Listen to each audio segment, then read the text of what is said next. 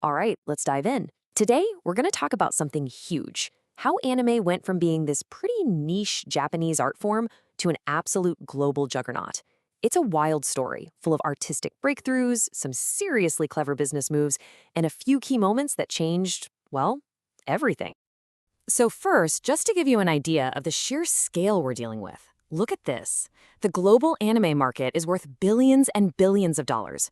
But here's the really wild part. The overseas market, the international audience, is now way bigger than the market in Japan itself. For decades, the rest of the world was just an afterthought. Now, it's the main event. So that leads us to the big question for today's explainer. How on earth did that happen? How did this uniquely Japanese medium become a worldwide force to be reckoned with, both culturally and financially? Well, the answer isn't one single thing. It's more like a story in 3 revolutionary acts. And to get the full picture, our story has to start right at the beginning. We've got to go all the way back to the 1960s to find the one show that didn't just kick things off, it basically wrote the entire rulebook for the industry that followed. Okay, so picture this. It's 1963, and Osamu Tezuka's AstroBoy hits the airwaves. This was so much more than just a new cartoon. It established the weekly 30-minute format that is still the gold standard for anime today. And maybe most importantly, it was the first to figure out how to actually make TV animation a profitable business week in and week out. And this whole system became known as the AstroBoy Blueprint. See, to keep up with a brutal weekly TV schedule on a super tight budget, Tezuka's studio got creative. They pioneered what's called limited animation, using fewer drawings, reusing backgrounds, that kind of thing. It was a move born out of necessity, but it accidentally created a distinct visual style and, made the whole idea of mass-producing anime financially possible.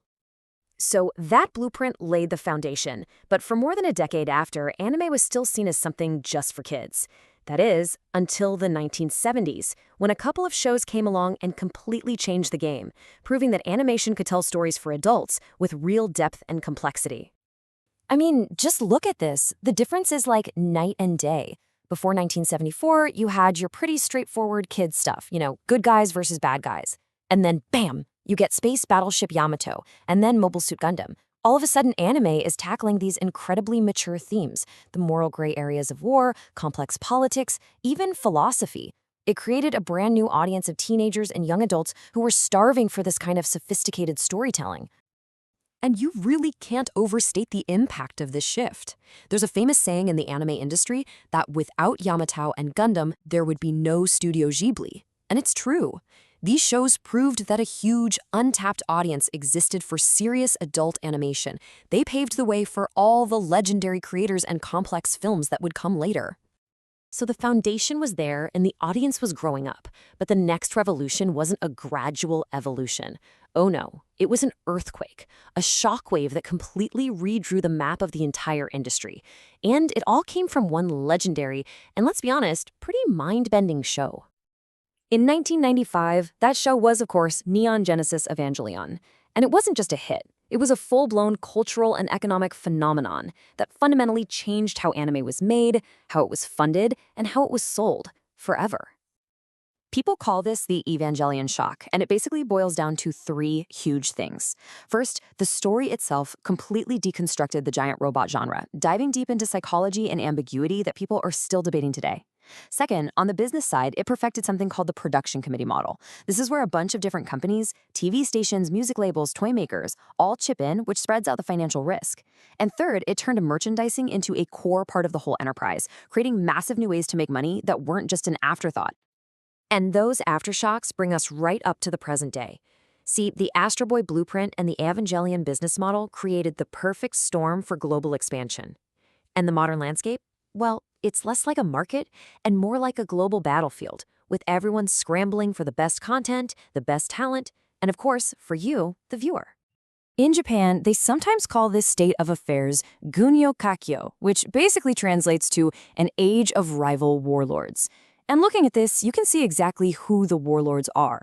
You've got the traditional Japanese studios, of course, but now they're competing and sometimes cooperating with huge international streamers, powerful Chinese companies, and all kinds of other global players who are pouring money into making new anime.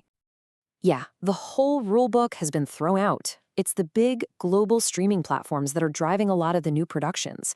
It's totally normal now for a show to be a co-production between multiple countries. And the competition for top-tier animators and the hottest stories is absolutely fierce.